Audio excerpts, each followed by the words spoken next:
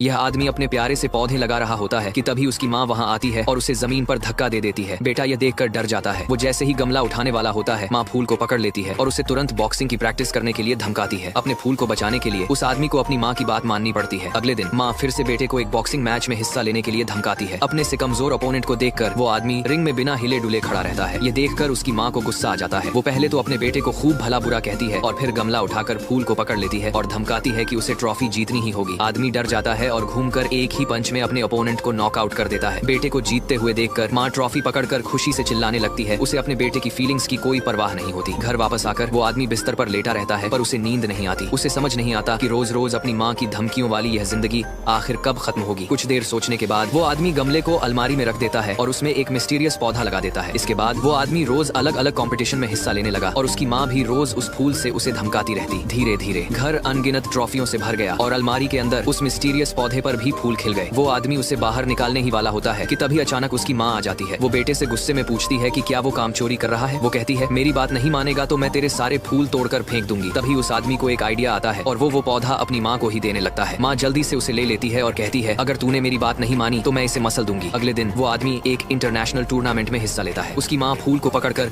उसे धमकाती है कि चाहे मर भी जाए पर उसे फर्स्ट आना ही होगा। लेकिन अगले ही पल वो पौधा अचानक माँ को कसकर जकड़ लेता है। वो पौधा एक खूंखार आदमखोर पौधे में बदल चुका था। वो आदमखोर पौधा अपना बड़ा सा मुंह खोलता है और एक ही बार में माँ को निगल जाता है। आदमी अपना मास्क फेंकता है, घूमता है और जानबूझकर मैच हार जाता है। घर वापस आकर वो आदमी आखिरकार शांति से अपने पौधों की देखभाल कर सकता था।